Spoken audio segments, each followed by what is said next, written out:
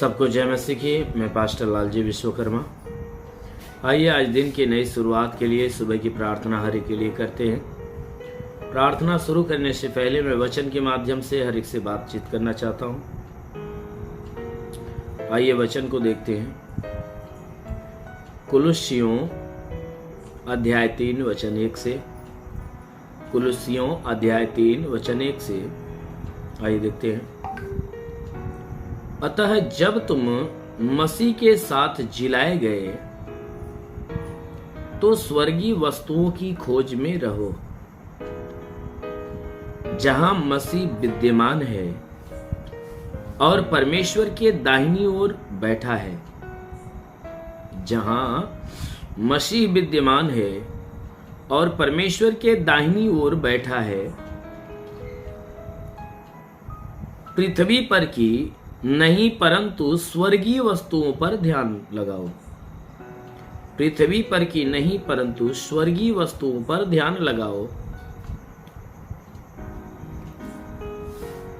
क्योंकि तुम तो मर गए और तुम्हारा जीवन मसीह के साथ परमेश्वर में छुपा है। क्योंकि तुम तो मर गए और तुम्हारा जीवन मसीह के साथ परमेश्वर में छिपा हुआ है। जब मसीह जो हमारा जीवन है प्रकट होगा, तब तुम भी उसके साथ महिमा सहित प्रकट किए जाओगे। जब मसीह जो हमारा जीवन है प्रकट होगा, तब तुम भी उसके साथ महिमा सहित प्रकट किए जाओगे। आमीन, हालेलुया। मेरे प्यारे भाई बहनों, यहां परमेश्वर का वचन हमें बता रहा है कि अतः जब तुम मसीह के साथ जिलाए गए, वचन कहता है कि अतः जब तुम मसीह के साथ जिलाए गए हो, कहता है कि जब तुम मसीह के साथ जिलाए गए हो, जब मसीह ने जिया तो उसके साथ तुम भी जिए, तो तुम स्वर्गीय वस्तुओं की खोज में रहो। क्यों? क्योंकि जब मसीह जिलाया गया तो उसके बाद वह कहां गया? स्वर्ग में गया। तो वचन कहती है कि जब तुम मसीह के साथ जिलाए गए तो संसार के नहीं हुए, तब तुम स्वर्ग के हो गए। तो इसलिए जब संसार के नहीं हुए तो तुम संसार की वस्तुओं के पीछे मत भागो, अर्थात तुम स्वर्गीय वस्तुओं की खोज में लगो, स्वर्गीय वस्तुओं के पीछे भागो। इसीलिए कहता है कि जब मसीह के साथ तुम जिला दिए गए हो तो तुम स्वर्गीय वस्तुओं की खोज में रहो, वहां की वस्तुओं की खोज में रहो कि जहां मसीह विद्यमान है, जहां मसीह रहता है। जहां मसीह रहता है, कहता है कि जहां मसीह रहता है वहां की वस्तुओं की खोज करो। और परमेश्वर कहता है कि वह स्थान जहां मसीह रहता है, जो कि परमेश्वर के दाहिनी साइड में बैठा रहता है, कहता है वहां की वस्तुओं की खोज करो। क्योंकि हमारा मसीह क्या करता है कि वह स्वर्ग में परमेश्वर के दाहिनी साइड में वो बैठा हुआ रहता है। इसलिए तुम क्या करो? जहां मसीह रहता है वहां की वस्तुओं की खोज करो। कहता है पृथ्वी की नहीं परंतु स्वर्गीय वस्तुओं पर ध्यान लगाओ। कहता है हे मेरे लोगों, अब तुम इस संसार के नहीं, या कहता है अब तुम संसार के नहीं हो कि तुम संसार अर्थात इस पृथ्वी की वस्तुओं की खोज में लगे रहो। क्योंकि अगर देखा जाए पूरा संसार इस पृथ्वी के वस्तुओं के पीछे भाग दौड़ कर रहा है कि कितना पाएं, क्या पाएं, कि हम बटोर कर इकट्ठा करें। तमाम तरह के लोभ लालच में बना हुआ है।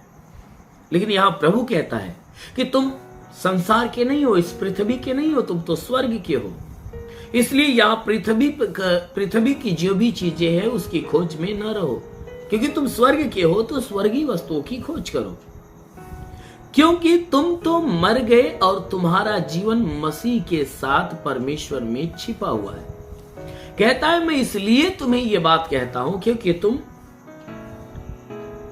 मर गए,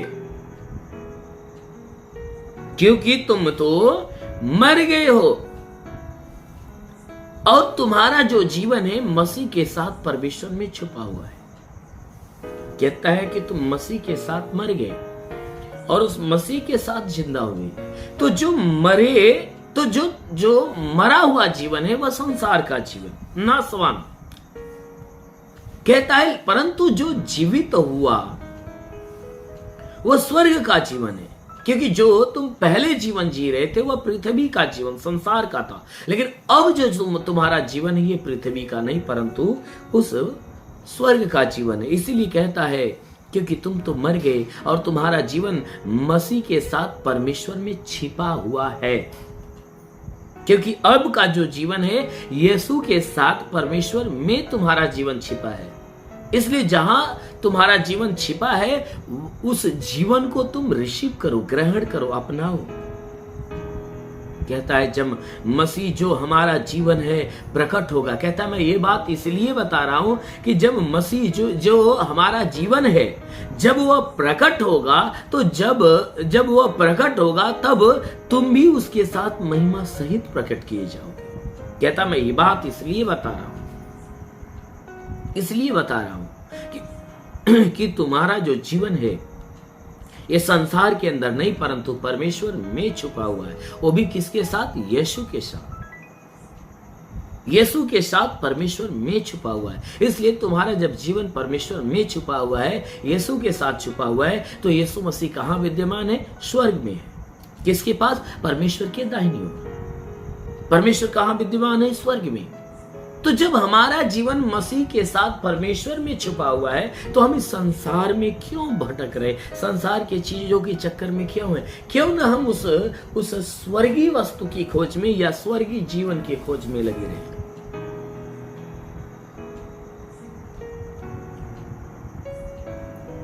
जब हम स्वर्गीय जीवन के खोज में लगे रहेंगे तो जब वह स्वर्गीय हमारा प्रभु, हमारा मसीह जब प्रकट होगा तब वह क्या करेगा कि हमें भी, यानी जब वह प्रकट होगा तो आपको, हमें वह महिमा के साथ, महिमा सहित प्रकट करेगा। हमें भी अपनी महिमा से भर देगा, हम भी उसके समान महिमावान हो जाएंगे। इसलिए मेरे प्यारे भाई बहनों, उस महिमा में अब यदि आप शामिल होना चाहते हो, तो आप महिमा में शामिल होना चाहते हो तो जरूर है कि आप इस संसार के नहीं परंतु स्वर्गीय वस्तुओं की खोज में लगे रहो। आमीन।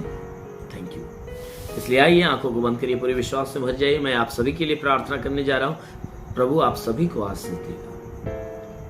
ओ प्रभु मैं तेरा धन्यवाद करता हूं, आदर महिमा तुझे देते पिता। प्रार्थना करता हूं तू सच्चा राजाओं का राजा है, अगम अविनाशी विराट परमेश्वर। रेखा बारंदुलु रिवा सखल अवसंदु शबारबा शिखर अंदेले रिंग बर बर बर बर वा सोखो रिवा सोखो रिंग रमंदे शुकुल रमंदया उर्गे बास खोरेंदी विशिली रिवा सखरंदु शबारबा रिगवा रमंदल वासिली वा सखरबंदे शबरबंदे मरेंगे रोंदुलु रिवा सिगरेंदी li शबारबा सिगरेंदी रिग रिवा सिंदुलु रिगवा रमंदे रिवा सलबा सिगरेंदी। ओ महान परमेश्वर, प्रार्थना करते प्रभु तेरे अधिकार के अनुसार मैं आदेश करता हूं कि जितने लोग प्रार्थना को सुन रहे हैं, इनके जीवन में जितने दुख है, तकलीफ है, बीमारियां है, नष्ट हो जाए यीशु के नाम में। हाँ मेरे प्रभु, जिसके मस्तिष्क में दर्द है वह निकल जाए, कान में बीमारी है निकल जाए, आंख में बीमारी हो तो निकल जाए प्रभु यीशु के नाम से। नाक की बीमारी निकल जाए, जिसके मुंह में कोई बीमारी हो निकल जाए, गले में बीमारी हो निकल जाए, सीने की बीमारियां निकल जाए, पेट की बीमारियां निकल जाए, कमर की तकलीफें निकल जाए, रीढ़ की हड्डियों की तकलीफें निकल जाए, घुटने की तकलीफें निकल जाए, जोड़ों की तकलीफें, ब्लड प्रेशर, शुगर की बीमारियां निकल जाए, दमा, एचआईवी, टीबी, कैंसर निकल जाए, कितनी पुरानी जख्म में सूख जाए, जिसके शरीर में ब्लड नहीं बनता बनने लगे प्रभु यीशु के नाम से आज्ञा देता हूं। जिसके शरीर में ब्लड नहीं बनता बनने लगे प्रभु यीशु के नाम से, लीवर चंगा हो जाए, किडनी चंगी हो जाए, गैस की बीमारी, हार्निया की बीमारी प्रभु यीशु के नाम से, अपेंडिक्स की बीमारी निकल जाए, हाथ नहीं उठता उठने लगे, पैर नहीं चलता चलने लगे, लकवे का बीमार चंगा हो जाए, ट्यूमर की बीमारी निकल जाए, बाबासिर की बीमारी निकल जाए, पथली नष्ट हो जाए, जुकाम, खांसी, बुखार निकल जाए, टाइफाइड, मलेरिया, उल्टे, दस्त की बीमारी निकल जाए, पेचिश पड़ना बंद हो जाए, किसी भी प्रकार के चर्म रोग, खाज खुजलियां नष्ट हो, किसी भी प्रकार के दाग धब्बे निकल जाए, सफेद दाग नष्ट हो जाए, पीलिया, स्टेनोफिलिया की बीमारी, लहू पानी की बीमारी निकल जाए प्रभु यीशु के नाम में आदेश करता हूं, तुम्हारे शरीर से लहू पानी की बीमारी निकल। ओ महान परमेश्वर, प्रार्थना करते हैं अनुग्रह करने वाले प्रभु, अपने भारी अनुग्रह से भर दे और इनके शरीर में जितने भी दुख दर्द पीड़ा जितनी परेशानियां हो नष्ट होने पाए। हाँ मेरे महान परमेश्वर, मैं प्रार्थना करता तू अनुग्रह करने वाला प्रभु अपने भारी अनुग्रह से भर और इनके शरीर में जितने भी दुख है जितनी तकलीफें निकल जाए प्रभु यीशु के नाम से। जुकाम, खांसी, बुखार, टाइफाइड, मलेरिया, उल्टी, दस्त की बीमारी, पेचिश, परिणाम, किसी भी प्रकार के चर्म रोग, खाद, खुजलियां, सफेद दाग नष्ट, पीली एसिनोफिलिया की बीमारी, लहू पानी की बीमारी निकल जाए। जिसके शरीर में संतान, जिसके गर्भ में संतान की उत्पत्ति नहीं, प्रभु इससे संतान की आशीष दे।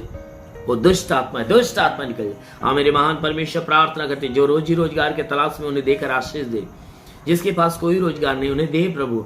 हे परमेश्वर, जो गरीबी के श्राप में छुटकारा, कर्ज से मुक्त हो जाए। घर नहीं तो घर हो जाए, चलने का साधन नहीं, चलने का साधन हो नहीं पाए। जितने लोग प्रार्थना सुनने उनके जीवन में जिस बात की घटी यीशु के नाम से पूरा हो जाए। हर इच्छा मनोकामनाएं पूरी हो जाए। जितने पढ़ाई लिखाई करने वाले पढ़ाई लिखाई के क्षेत्र पे आशीष दे। हे परमेश्वर, प्रार्थना करते जितने तेरे सेवा करने वाले लोग हैं उनके सेवकाई के क्षेत्र पे आशीष दे। उन्हें आत्मा के अनुग्रह से भर, ताकि वो पवित्र आत्मा के द्वारा भर जाए। रीगा परिंदुलु रिबास संदार राबास साखरंदेली, पवित्र आत्मा की सामर्थ हर एक के ऊपर उतरने पाए। हाँ मेरे प्रभु, हम प्रार्थना करते इनके घर, इनके गांव, इनके नगर के ऊपर आशीष दे, इनके जिले के ऊपर आशीष दे, इनके प्रांतों पे आशीष दे, देशों पे आशीष दे, ताकि सब तेरे आशीषों से भर जाए। हाँ मेरे महान परमेश्वर, प्रार्थना करते पिता, वो अनुग्रह करने वाले प्रभु, हर एक को शु और अभी चंगा होने दे। हर एक को शु अभी चंगा होने दे। अभी कई ऐसे लोग हैं जिनका नाम जे अक्षर से स्टार्ट होता है।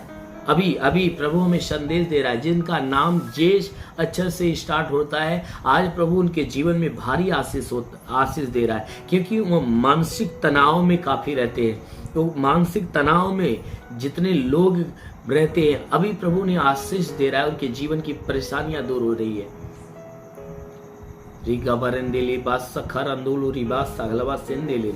वो महान परमेश्वर, प्रार्थना करते पिता, हर एक के जीवन में महिमा की आशीष आने दे।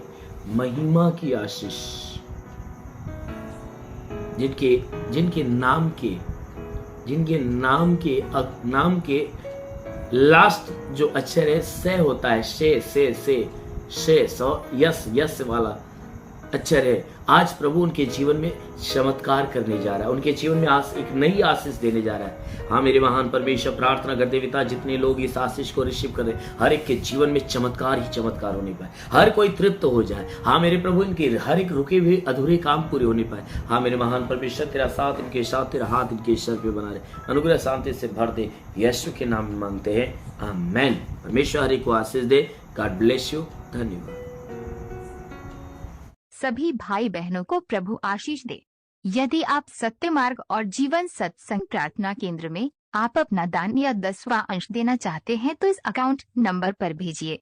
हमारा अकाउंट नाम है लालजी विश्वकर्मा और हमारा अकाउंट नंबर है 43552010089733 और IFC कोड है UBIN 054357 और बैंक का नाम है यूनियन बैंक और ब्रांच है पतरही जौनपुर UP या फोन पे या गूगल पे के द्वारा अपना दान या 10वां अंश देना चाहते हैं तो फोन पे नंबर है 8795130321 पर अपनी भेंट देकर प्रभु यीशु से आशीष को ग्रहण कीजिए। और यदि आप हमारे चैनल को सब्सक्राइब नहीं किए हैं तो कृपया इस चैनल को सब्सक्राइब और लाइक कर दीजिए और बेल को दबा दीजिए, जिससे हमारे चैनल के हर वीडियो का नोटिफिकेशन आपके मोबाइल फोन पर पहुंच जाएगा और आप आसानी से हर रोज की प्रार्थना सुनकर प्रभु यीशु के आशीष को ग्रहण कर पाओगे। धन्यवाद। प्रभु यीशु आपको आशीष दे। आमीन।